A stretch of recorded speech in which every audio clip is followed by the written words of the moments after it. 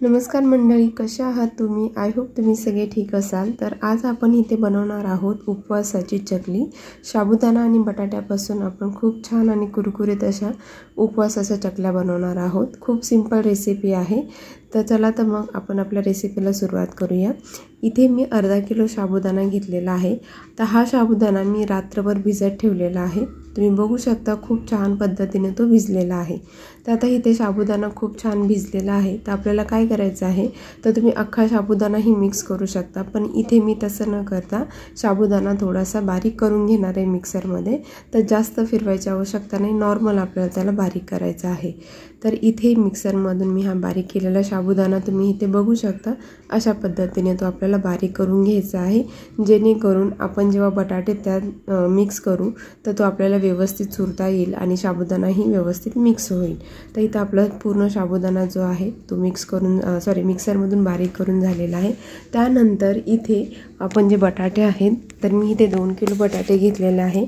तर साधारण अर्धा किलो साबुदाणा असेल तर तुम्ही त्याला 2 किलो बटाटे उकडून घेऊ शकता.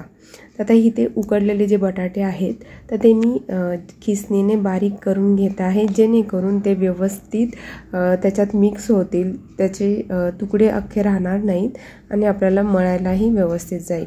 तर तुम्ही अशा पद्धतीने खिसणीने सगळे बटाटे खिसून घेऊ शकता.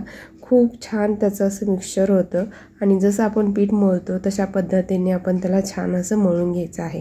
तर इथे आपले सगळे बटाटे जे आहेत खिसून झालेले तुम्ही बघू शकता. इथे मग बटाट्याचे असे तुकडे जे आपण जेव्हा स्मॅश करतो तेव्हा राहणार नाही. तर आता इथे आपण उपवासाची चकली बनवत असल्यामुळे मी इथे चटणी पावडर घेतलेली आहे. म्हणजे त्याच्यात काहीच मिक्स नाही आहे, नॉर्मल चटणी म्हणजे आपली मिरचीची पावडर आहे. त्यानंतर जिरे घेतलेले आहेत, चवीनुसार ह्याच्यामध्ये मीठ ॲड केलेलं आहे आणि शेंगदाण्याचं कूटही मी ॲड केलेलं आहे 1 छोटी वाटी. तर हे जे कूट आहे ते ऑप्शनल आहे, जर तुम्हाला हवं असेल तर तुम्ही मिक्स करू शकता. तर आता हे आपल्याला छान असं मळून घ्यायचं आहे. तर बघू शकता आपले बटाटेही छान उकडलेले आहे, साबुदाणाही छान भिजला असल्यामुळे ते पीठ जे मिक्सचर आहे ते आपण चांगल्या पद्धतीने मळू शकतो. तर आपल्याला इथे जो साबुदाणा आहे तो शिजवून घ्यायची किंवा हे मिक्सचर जे आहे ते शिजवून घ्यायची आवश्यकता नाही आहे, कारण आपण बटाटे उकडून घेतलेले आहेत, साबुदाणाही आपण मिक्सरमध्ये काढून घेतलेला आहे. तर बघू शकता खूप छान अशा प्रकारे आपण इथे मळलेलं आहे. तर हे आपलं आता आपण थोडंसं तेल लावून घेऊयात वरून. त्याच्यानंतर आपण चकली करण्यासाठी हे मिश्रण जे आहे ते रेडी झालेलं आहे, बघू शकता. तर अशा पद्धतीने आता आपल्याला ह्याच्या चकल्या बनवून घ्यायच्या आहेत. तर खूप छान चकल्या बनतात आणि ह्याला तुम्हाला जर तुम्ही उन्हात ठेवत असाल तर एका दिवसामध्ये ते वाळून जातात. आणि जर तुमच्याकडे ऊन येत नसेल तर तुम्ही नॉर्मल ह्याला गॅलरीमध्ये सुकवू शकता. गॅलरीत ऊन येत नसेल तरी पण हवेने ते सुकलं जातं आणि तुम्ही फॅनसमोरही त्याला वाळवू शकता. फक्त ह्याला 2 ते 3 दिवस लागतात. तर बघू शकता खूप छान अशा चकल्या बनत आहेत.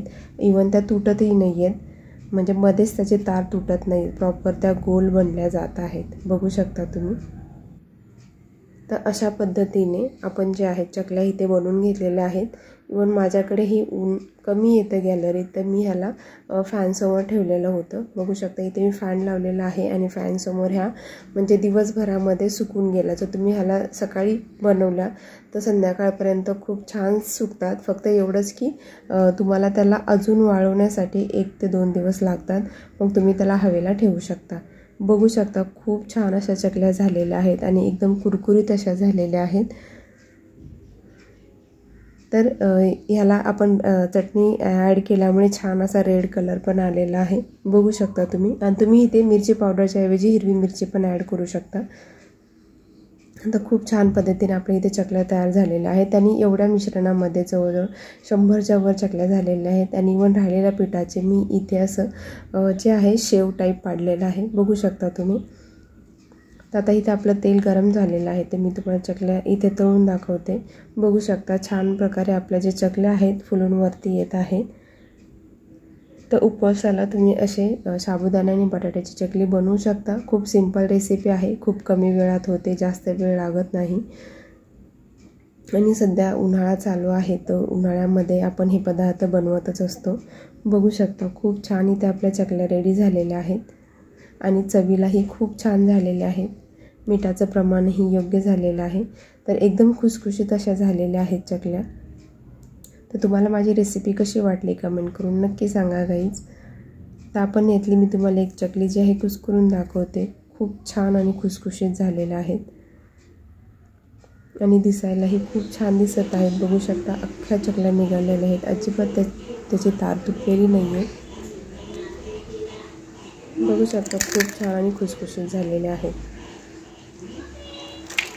तर खूप सिंपल रेसिपी आहे, तर तुम्हीही करू शकता.